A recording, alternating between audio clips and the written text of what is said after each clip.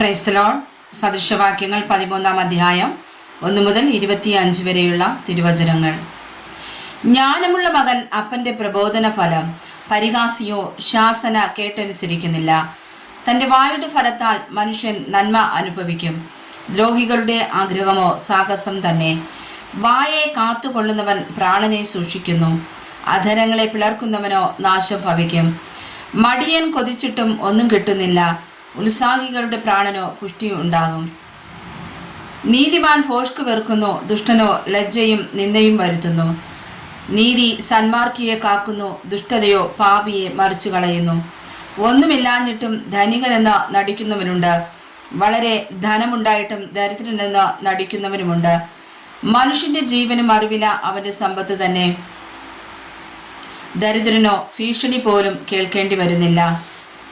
നീതിമാന്റെ വെളിച്ചം പ്രകാശിക്കുന്നു, ദുഷ്ടന്മാരുടെ വിളക്കോ കെട്ടുപോകും. അഹങ്കാരം കൊണ്ട് വിവാദം മാത്രമുണ്ടാകുന്നു, ആലോചന കേൾക്കുന്നവരുടെ പക്കലോ ജ്ഞാനമുണ്ട്.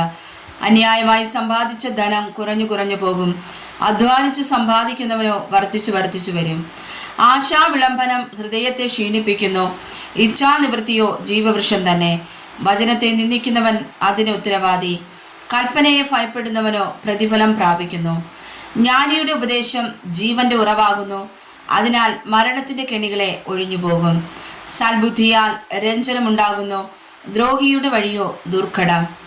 സൂക്ഷ്മബുദ്ധിയുള്ള ഏവനും പരിജ്ഞാനത്തോടെ പ്രവർത്തിക്കുന്നു, ഭോഷനോ തന്റെ ഭോഷത്വം വിടർത്തി കാണിക്കുന്നു.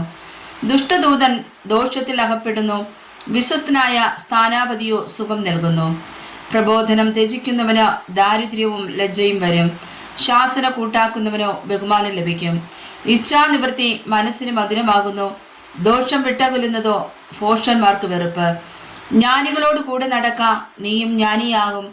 ഭോഷന്മാർക്ക് കൂട്ടാളിയായവനോ വ്യസനിക്കേണ്ടി വരും. ദോഷം പാപികളെ പിന്തുടരുന്നു, നീതിമാന്മാർക്കോ നന്മ പ്രതിഫലമായി വരും. ഗുണവാൻ മക്കളുടെ മക്കൾക്ക് അവകാശം വെച്ചേക്കുന്നു, പാപിയുടെ സമ്പത്തോ നീതിമാനു വേണ്ടി സംഗ്രഹിക്കപ്പെടുന്നു.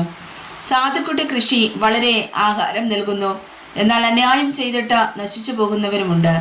വടി ഉപയോഗിക്കാത്തവൻ തൻ്റെ മകനെ പകയ്ക്കുന്നു, അവനെ സ്നേഹിക്കുന്നവനോ ചെറുപ്പത്തിലെ അവനെ ശിക്ഷിക്കുന്നു. നീതിമാൻ വേണ്ടുവോളം ഭക്ഷിക്കുന്നു, ദുഷ്ടന്മാരുടെ വയറോ വിശന്നുകൊണ്ടിരിക്കും. വായിച്ചതായ തിരുവചനങ്ങളാൽ പരിശുദ്ധ കർത്താവ് നമ്മേവരെ സഹായിക്കുമാറാകട്ടെ. ആമേൻ.